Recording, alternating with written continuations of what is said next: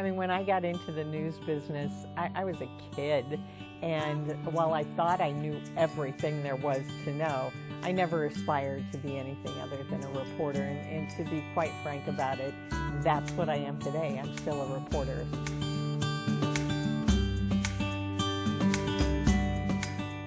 I went to an all-girls Catholic high school, and there were no restrictions on what you could be or who you could be, so it really surprised me when people started saying, hey, you're not supposed to do this, or this is odd.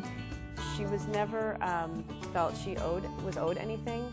She actually went about it feeling like this was her time, and so she worked very hard so that she could earn the space during her time to make the impact.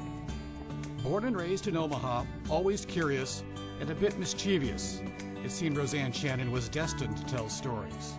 As near as any of us can figure, Roseanne Shannon was born competent, and then she simply got better every year. I always liked to write, and I was always nosy, and I was always interested in everybody else's business, and frankly, I started reading the newspaper when I was really young, and things like crime and the cat burglar and all of those kinds of things really intrigued me. So I guess in a lot of ways it was probably a natural thing. From Marion High School to a standout at UNO, in 1973, Roseanne landed an internship at KMTV. I was the 10 o'clock news producer in the early 1970s at KMTV when Roseanne was the intern. And there was not a single job I would not have entrusted her with. She could do everything. She pitched right in and would cover anything. If the police radio went off, she'd be out the door. The Salt Creek near Ashland was one of the first streams in our area to flood last year, and true to form, it was one of the first to go out of its banks early this morning. When I got to KMTV, in fact, I looked around, and one of the things that struck me was, where are all the girls? You know, there were no girls, there were no women, but that said, the guys were great.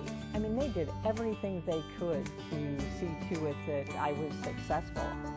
And success came quickly, volunteering for assignments, working all hours, politics, sports, reporter, photographer, anchor, editor.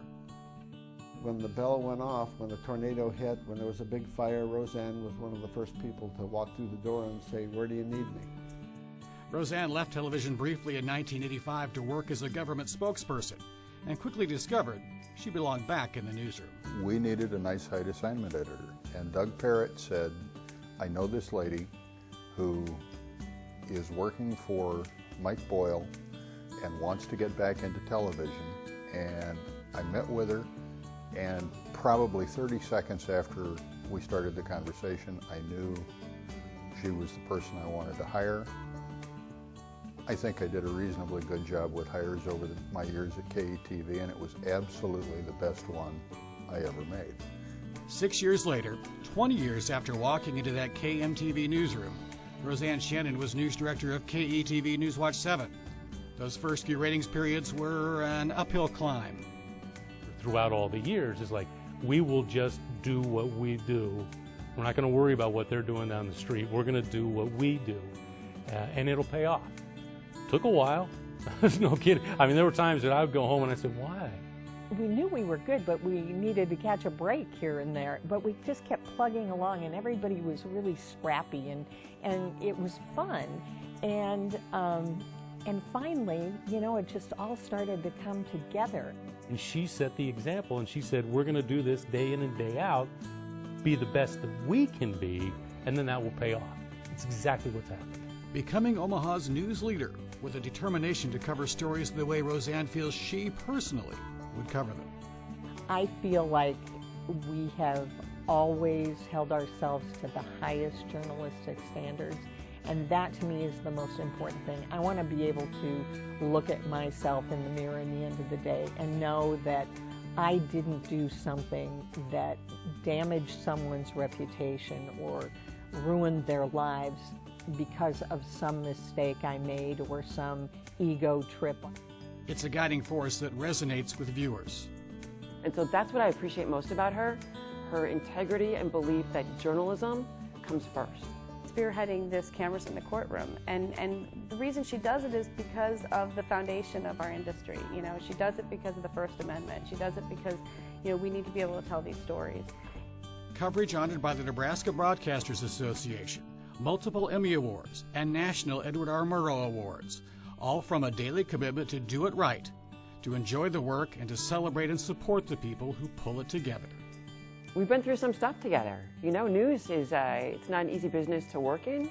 And when you have people with the depth of experience that Roseanne has, she can kind of pull you back a little bit and help you refocus on those days when we really get into something, and she wants you to be very objective about it. She's really good at snapping you back. What I like about Roseanne is she is a news person's news director. She's not a person that goes in a corner office and just sits there and detaches herself from the day-to-day news operation. And when you've had the pleasure of working with Roseanne, what you're left with is this lasting impact of do the right thing, standards that are put in place that don't go away just because she may not be here forever. It actually lasts forever. I think I'm proudest of what we've accomplished here. And I think what makes you successful is not what you do, it's surrounding yourself with good people and really working with those good people and getting better because you work with good people. You want to talk about her legacy. We walk in here and we see incredibly talented, fantastic journalists, all shapes and sizes. That doesn't just happen, that's not organic. It takes someone like Roseanne, who has been in this market for 35 years, to recognize and keep building this staff. I always thank you for being a wonderful mentor and a wonderful friend. And thanks for giving this kid a shot, a kid with no experience. Thanks for always believing me. And you, a person who's literally told thousands of stories and have helped so many others tell stories, thanks for letting me tell mine. And she keeps riding the wave. From film cameras to Facebook Live, Roseanne has led KETV through all of it. Always engaged and always with a sense of humor. Everything is different. Everything moves so quickly, but it's fun. The one thing that hasn't changed, it's fun. It was fun the day I walked in the door, and it's as much fun, maybe more so today than it was then. I think it's fortunate for her and for her friends, and certainly for the community, that she has been here and is heavily involved in local news coverage and reporting as she has been all these years. So I've always been very proud of her. Roseanne has just been such an incredible mentor to so many people at KETV over the years. She's seen tremendous change in the industry and has kept KETV on top the entire time. Roseanne, I can't think of anyone else in our business who deserves this more. You've raised a whole generation of young journalists and challenged them to reach very high standards. And that kind of legacy endures forever. Congratulations, my friend, on your induction to the Nebraska Broadcasters Hall of Fame. Roseanne, I've come to one of Minnesota's 10,000 lakes to wish you 10,000 kudos on your Hall of Fame accomplishment. I've always admired the way you conduct yourself as a serious journalist without taking yourself too seriously. I found that a newsroom without your laughter is a far less inviting place. So, on behalf of the city of Minneapolis, I'm officially renaming Lake Harriet as Lake Roseanne. You'll know it when you see it. It'll be the lake that sparkles. Come on. She deserves it for all kinds of reasons, including being one of the first women, being such a strong reporter, being at the helm of KETV in the news department for all these years. It's like, come on, guys, let's get with it. She's a wonder in the news business in Omaha, Nebraska, no doubt about it. Passionate. She's passionate about everything she does. Work, home, friendship. And that's admirable, man. I love that.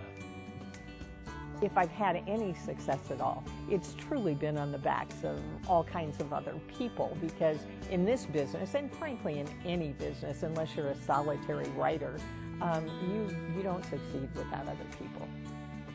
I was so fortunate to have people in my career like Mark Gatier. I mean, I owe that guy everything. Dave Hamer, John Prescott, I mean, those guys gave me everything. Without that, I would have no career. My personal life would be totally different.